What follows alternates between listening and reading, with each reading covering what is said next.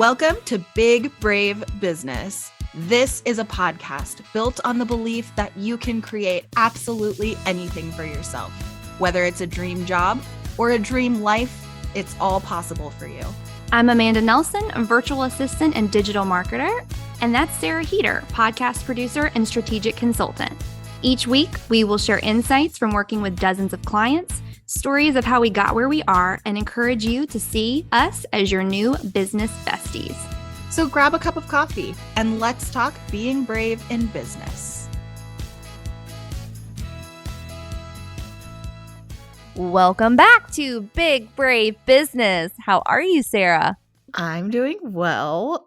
Oh, that's a lie. We're both struggling. I'm struggling. This has been so tough. And I was just messaging a friend on Instagram about, I feel like I've been trying to just push through it and tell myself, if I push through it, it's going to get better because I love all the things in my life. I love all the things that I'm doing. Well, last night I had a little breakdown and you know what? I'm going to be honest. I think pushing through it is not in my best interest. So, Poor Sarah. Yeah, I'm struggling. How are you? Well, as you know, I had my emotional breakdown last week. I'm in recovery from that. It has just been really, really, really hard the last couple of weeks. I would even dare say month or two. And I think you and I have done a really good job pushing through, recording this show with a smile on our face. But I think as we all strive to do when we have episodes, we're always striving to be honest with our audience. And we're both like struggling. And not only, Sarah, are we both struggling, but I also feel like I was just telling you that I had a call with one of my favorite, most respected clients. And I consider her the ultimate girl boss. I hate that term. Like the ultimate, she's such a great businesswoman. Yes, she's just badass. Business, yeah. And she was telling me how she was having such a hard time. And I realized when you were telling me about how you were feeling, how much better it made me feel to know that I wasn't alone in this slump of just feeling like I can't get on top of my work. I can't seem to make anybody happy, including myself right now. Summer is here. Vacations are coming. So there's a lot of deadlines popping up here and there, whether it's for myself or with clients trying to make travel happen. It's just a hard couple of weeks. And we're going to talk about it. We're going to talk about what that looks like. We're going to talk about how we process through hard times. And maybe you'll listen to this and think, you know what? I'm not alone. I am also effing struggling. I definitely can look at kind of how I did it to myself. So I want to go ahead and I don't know if you feel this way, but I can look at the choices that I made in the past 2 months. And I knew in May how booked both my May and June calendars were. And I actually laughed about it and posted it. At that time, early May, I had so much stamina that I thought, haha, look how busy my calendars are. It's cool. I'll take vacation in July. But I love what I do and I love these meetings and I love these projects and this is going to be awesome. I had a little bit of dread even when I was joking about it, but I was like, it's going to be okay. You can do this. Just keep going. And by now it is June 20th when we're recording this. So we're coming into the end of June and I'm like, oh my God, I am so tired. So part of it is I knew I loaded myself up very heavily in May and June. I knew that I did that. And next year, not only will I not do that, but I will plan, I'm taking this long time off in July, almost half of July I'm taking off. I'm going to move that sucker up and I'm going to take some time off in June, I think. Good for you. I also can totally empathize. I am in the situation that I am in. 100% it is self-inflicted. I think I love to be busy, but what I'm realizing, this is a learning lesson for me. I will say this. I'm realizing that just booking off a day or two to say, okay, no meetings is not sufficient anymore. I need to plan a week out of every month this is Amanda's work week where I can't not, I don't want to call it hand holding, but it almost does feel like that. Those check-in meetings that you have that are an hour or 2 hours long, they really encroach on your day. And Yep. I'm finding that I'm waking Yep. up at 4 a.m. to get work done before meetings. And I'm also noticing that I'm staying up super late. I'm not getting enough sleep. So I'm super agitated. I haven't had the energy or motivation to cook for myself. So I'm ordering in a lot, or I'm, just winging it on a prayer and some pretzels. You know what I mean? And so that's not Yep. good. I'm also downing more caffeine than I ever Yep. have in my entire life. I'm literally looking at 3 half Yep. empty V8 energy drinks right now, which by the way are delicious. Um, so I just feel like I'm anxious because I'm drinking too much caffeine. But if I don't drink the caffeine, I will fall asleep. And if I don't get enough sleep soon, there will be another breakdown like I had last week, which, by the way, friends, if you don't have a friend like I have with Sarah that you can just call and be like, I am having the worst week of my life. I don't know what you're doing or how you're surviving, because last week I would not have survived had I not had Sarah K. Heater in my life. Oh, well, I love you, and I'm glad that it was helpful. And also, if you are listening and you don't have that friend in your life who, like, understands, you can very much definitely slide into Please. our DMs on Instagram at Big Brave Business, because we will always be real with you. We will always be happy to just chat about the realities of this shit is hard. And it's coupled with, and I know this is true for you too, Oh, yeah. personal stuff. And I think this is something, it's true for everyone, and that doesn't have to be gendered, but I think it's especially true for women in business, because we carry so much mental load of what's going on in our households disproportionately to men. And it's not that that's 100% true across the board. Of course, there's exceptions in both directions, but generally speaking, women working more, they're still doing just as much of the household management. So we're still, it's keeping that running list of all the things that need to be done, and the groceries and the meal planning and the, like, it's all the things that need to be done. Not that all the stuff is getting done. I'm not claiming that, but that running list of all the stuff that needs to be done tends to weigh more heavily. It's Yeah. disproportionate that tends to weigh more heavily for women. So it's just tough to feel like, especially when you work from home, because there's sort of this feeling of like, well, you're home all day, so you're going to be the one who's going to manage that. And Well, I it's just a had a lot. moment last week where Drew, my very sweet husband, asked me, like, what do you want to do for dinner? And I busted into tears, and like I'm almost tearing up now, even talking about it. Just Oh, having to make another fucking decision in my day, I was like, I can't do it. I yep. literally cannot mentally do this right now. It makes it hard to be a good partner, I feel like, because I'm so close to just like this just Yep. breaking edge of like, I have been giving of myself all day long. And that's something that I don't think, whether you're a virtual assistant, whether you work in an office with someone, I don't care what your role is. If you are someone who is quote unquote on call all day long, support your partner. And like, not saying that my husband does not do that. I am simply saying it's hard. It's really hard, I think, for people to realize, Yeah. because they're not sitting beside you at your desk all day, to know what you've gone through that day. Yeah. And, I get emails, I get voice messages, I get text messages all day, and I'm in meetings all day long. And so the last thing I want to do when I wrap up a busy day of communicating with other people is that now I have to figure out how I can communicate to my partner or to, whoever's in my household. It's hard. Yeah. And the last couple of weeks have been crazy busy for our family. My stepdaughter, which was wonderful, they came and stayed with us. We're also in the middle of hurricane season, and they lost power for a couple of days, ended up coming and staying with us, which I love to host. But also I'm thinking to myself, I mean, I literally just ordered takeout every single meal they were here, because I just knew normally I cook. I was like, Mhm. that's not happening. If I can't throw it in a crock pot and it's going to be ready in a couple hours, it's just literally not going to happen. I'm venting now, Yep. but yes, it's hard. It's hard. And even the crock pot takes planning, Yeah. because you need to know what you need to have on hand, and then set the time in the morning before Yeah. you're on meetings all day to do the prep.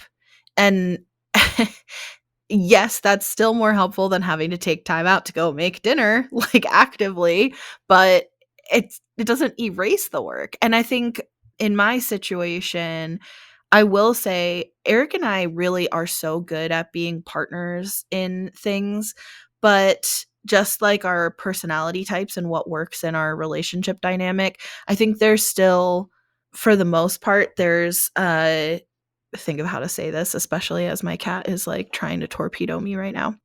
There's still almost like an underlying assumption that with a lot of things to do with like running our household or our meal planning or groceries or whatever, that I'm Oh, the yeah. decision maker Yeah, on for those things. sure.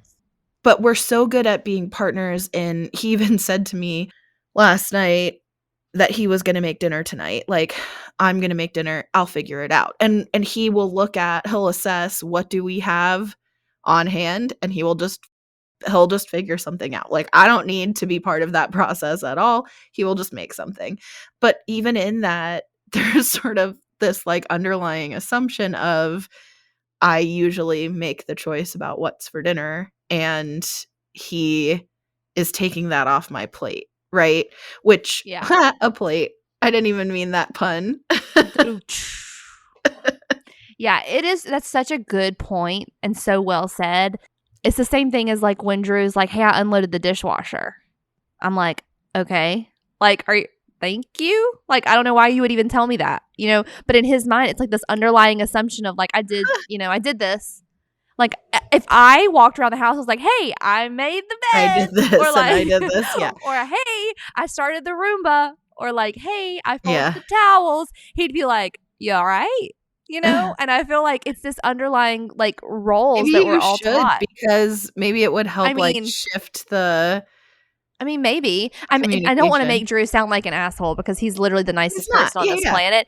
I think it's 100% baked in to 100%. That's what I wanted to say that too, of like, this isn't to call anyone out. We're very, very no. fortunate. We have very good partners.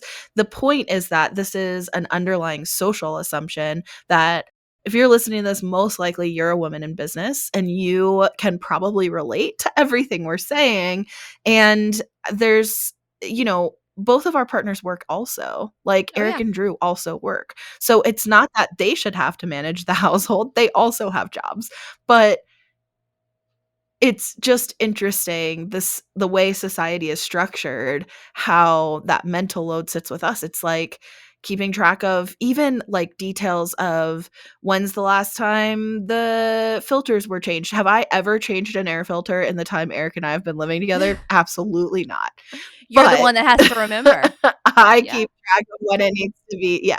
Um, I'm keeping track of everybody's clothing sizes. I'm keeping track of everybody's work schedule. I'm keeping track, like last night we met up with 2 of our 3 kids for like a makeup Father's Day dinner. And I texted with the kids and coordinated that. It's just there's just so many logistics that end up falling on us in addition to business, and I think that's really important to call out because it's like, even when your business is really hard and exhausting, that's not all.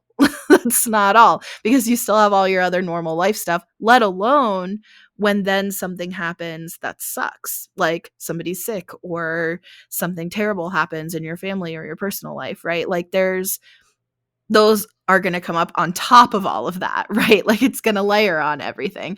So it's a lot. And by this point in the year, I feel like we're Yeah, just we're halfway through exhausted. the year now. And you know what's crazy about this? I was going to mention this to you. Do you know what today is for me? Today marks a entire year that I have been working for myself full time. I left corporate on this day a year ago. Yeah. And I'm like, Oh, whoa. I remember when I left my job, I actually have a video of me like leaving my office, so excited.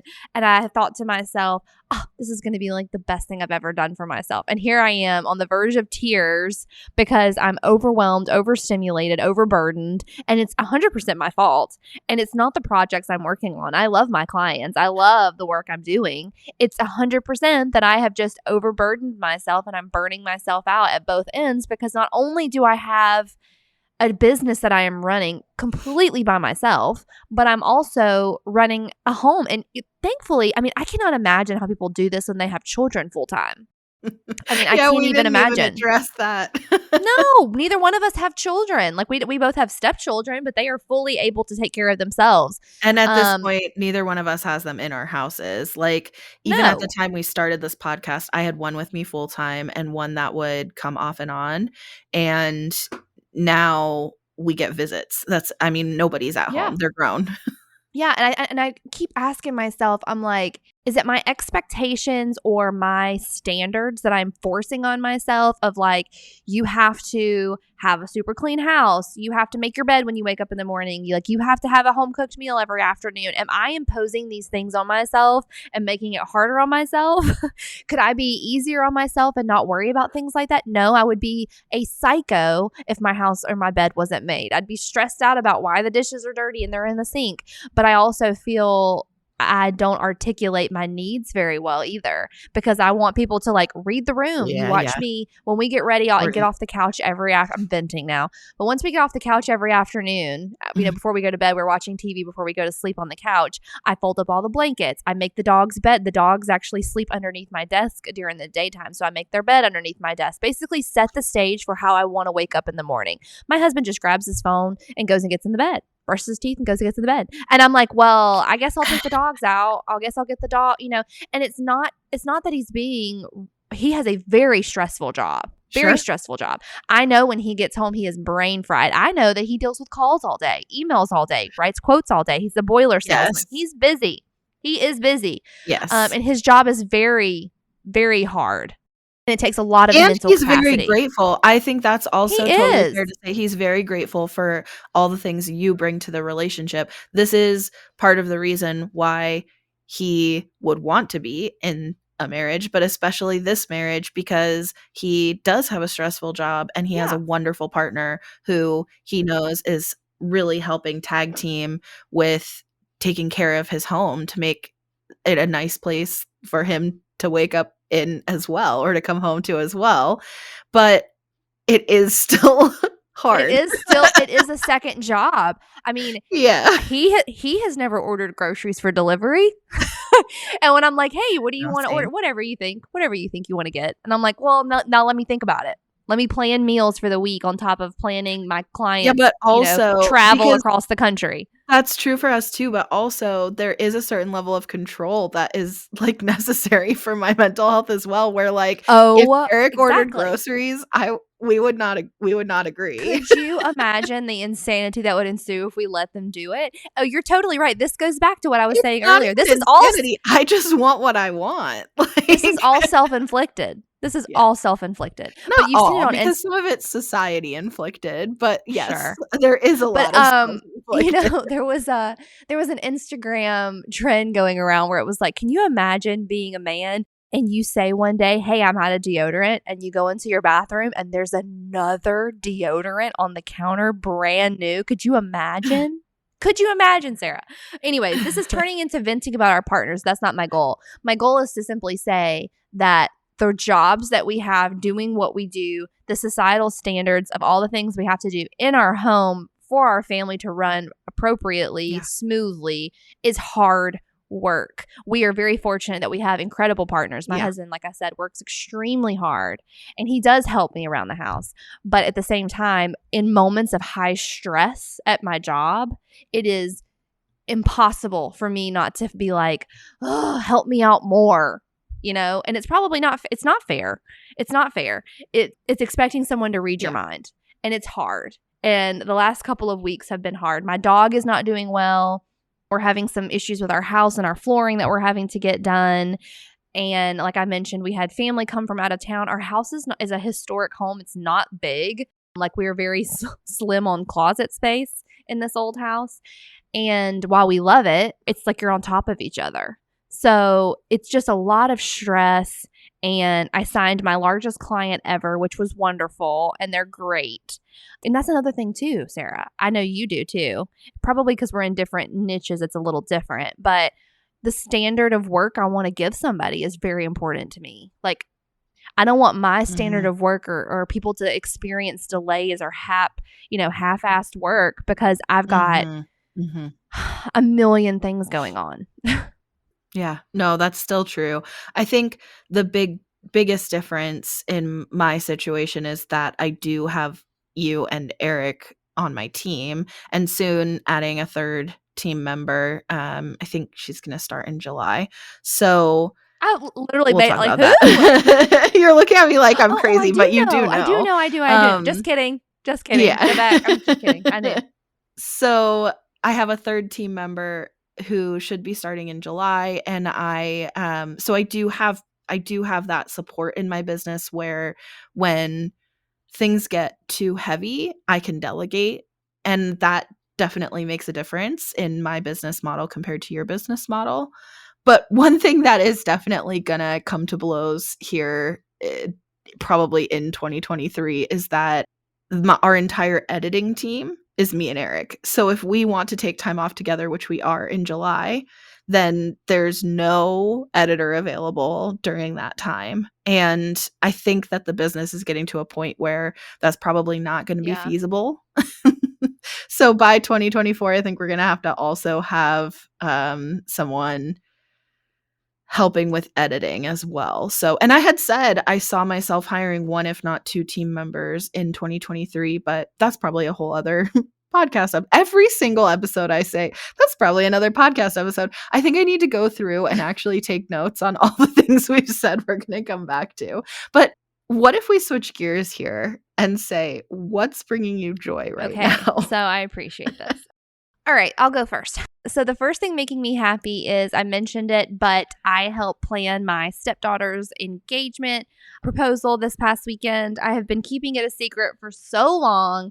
I have had the ring sitting in my desk in my Yay. office area that I work in, and I have been so excited, so ready for that to happen, and that went off without a hitch this past weekend. So it was so sweet. We got gorgeous pictures. I'm going to post them on my Instagram at Amanda Nelson Reads if you care and want to see. But it was great. It was super sweet. I cried more than she did, I think, because I was more relieved that it was done and I don't have to keep a secret anymore. I'm not a great secret keeper when it's exciting news anyway. So, yeah.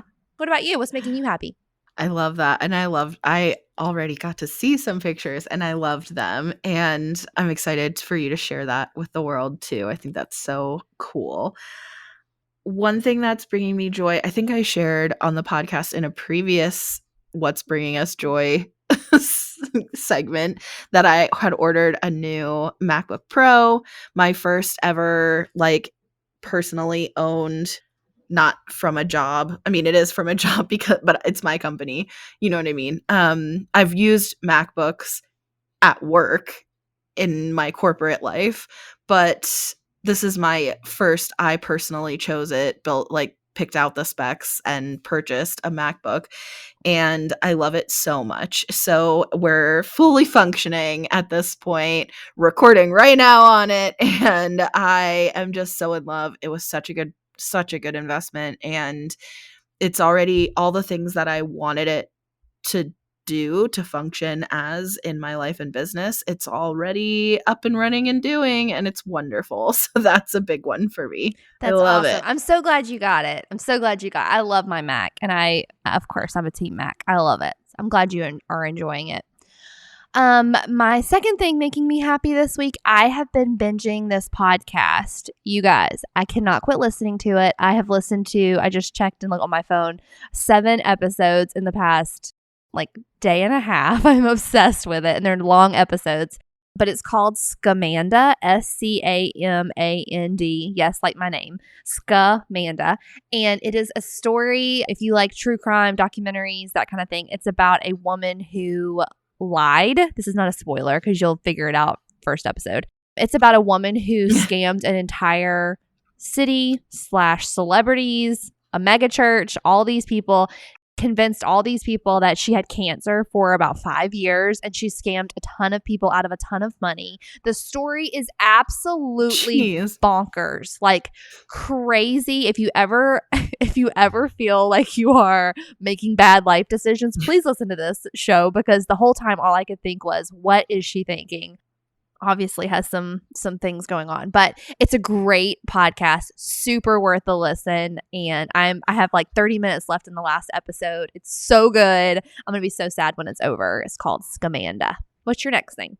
My next thing bringing me joy is, okay, so I really wanted the new iPhone, and especially after getting my new Mac, I really wanted the new iPhone. I love new stuff, especially new tech. I'm like always looking at, especially with being in podcasting, I'm always looking at microphones. I'm always looking at video setup, audio setup. Like I love, love, love tech. And I tend to get the new iPhone every time. Every time it comes out, I upgrade. And now, of course, when I got my MacBook, I was like, I want the best one. And it's not quite the highest end, but it's pretty close. Like it makes me so happy. I also get a new car like every 3 years. I Girl. am just like, I love new tech. So I really, really wanted to get the new iPhone, but because I just made this investment in this MacBook and whatnot, I'm like, one of my numbing things that I do when I'm stressed out or burnt out is overspending. So, and I know this about myself, and I can tell like I have the online shopping itch. So I'm like, okay, you don't need to get another like a new phone. I have the most recent one before that. You don't need to get like jump into another new phone. So instead, what I did is I got a brand new phone case, and then I redid. I don't know if you ever do this or if you remember that people do this, but a couple software updates ago for the iPhone, they introduced both widgets as well as like a lot more personalization options. So you could go in and like personalize what your home screen looks like a lot more and like change what the icons look like for different apps. And it's sort of an involved process to set up, but once you have it set up, it's not very hard to switch out whenever you want to. So I had personalized mine. I think it was back in like 2020 when everybody was sitting at home doing nothing. So a bunch of people personalized their iPhone screens and it became very trendy. I had done it back then and I had never updated it since. And so I was like, I got a brand new case and I updated my lock screen and my home screen. It's well, okay, first of all, I did do, like, a lot of the heavy lifting in 2020, so all I really had to do was switch out what the icon is, so it really wasn't that big of a deal, and I used Canva to design all the icons. But for if you can't see it because you're not on this call with me and Amanda, it is Podfox branded, and it feels like a new phone now because between the new case, the new lock screen, the new home screen, it makes it feel newer. It's not quite like having a new phone, but it's close. So now that has a renewed sense of joy That's for me. awesome. You do love tech. I'm over here holding on to my I 11 do. Pro Max It's with clutched terrible. hands. I'm like, please don't take my phone. So, the last thing making me happy this week, if you have not watched The Jinx, it was an HBO documentary that was done on, if your theme, by the way, this week is new tech, I guess mine is like documentaries of horrible people. But The Jinx is a documentary that was originally done by HBO. It's on Hulu now. I binged all 6 episodes in an afternoon. It is the story, and I cannot remember his name, but it's the story of a very wealthy New York real estate family, and he commits murders. He's killed a bunch of people, and he continually gets away with it. And it just Whoa. basically is his story of how he's never gotten in trouble and all these things. And there is something that happens the last, I don't know, 20 seconds of the last episode that is absolutely unbelievable, absolutely crazy, so freaking good. My jaw was on the floor. I highly recommend you watch it. It was also, if you've ever seen the movie, came out about 10 years ago. It had Kristen Dunst and Ryan Gosling in it. It was called All Good Things. It's this guy's story. But this is the documentary. They actually interview him. Highly recommend it if you have an afternoon to watch it, if not only for the last 20 seconds of the last episode. Oh, chef's kiss. So good if you love true crime. I'm Yep. What's your intrigued. last thing? I guess I'll go food because when we first started this segment, I said I was always going to have something food related because food brings me so much joy. So I'm going to say breakfast burritos. I love breakfast burritos, and this is not a necessarily recent thing. This is an all the time thing. This is a for the last like decade of my life. I've been very into breakfast burritos, but if I could get them every day, I would. And I have never met a breakfast burrito I regretted meeting. And I really love them. So that brings me joy, and I wish that I had one right now. What do you get in your burritos? I mean, it depends on where it's from, but like a good my two good like standards if it's a new place that I've never tried is like a bacon egg and cheese situation or a steak egg and cheese situation, but it really depends on the place because there are some real interesting combos out there depending on like the niche of the Yeah. place, you know?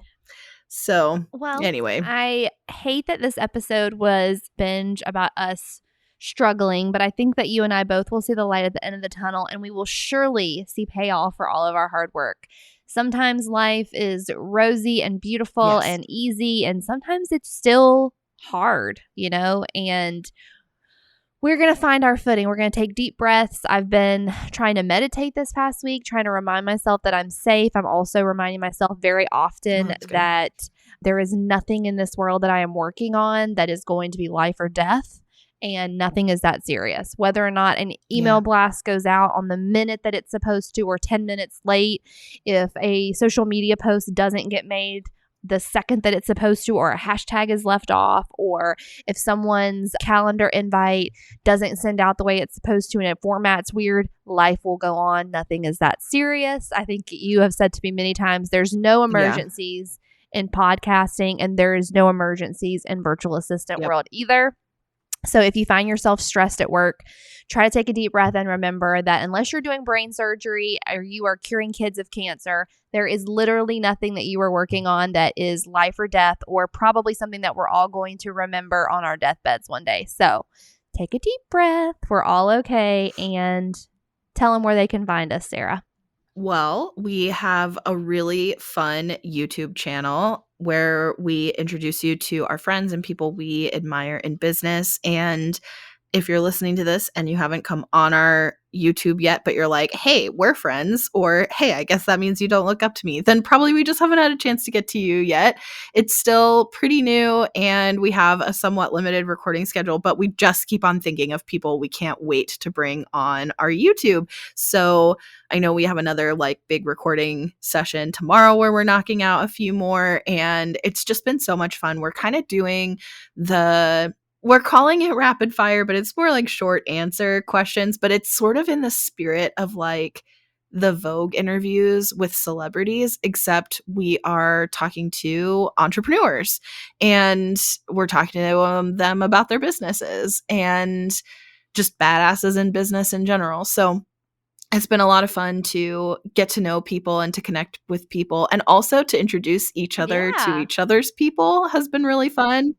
We share a lot of people in our network at this point, but it's also cool to introduce like Amanda to some people she doesn't know yet, or for Amanda to introduce me to people I don't know yet. So definitely go check us out on YouTube. It's totally different content than what we post here on the podcast. And that is just youtube.com/at Big Brave Business, or you can just search Big Brave Business and you'll find us.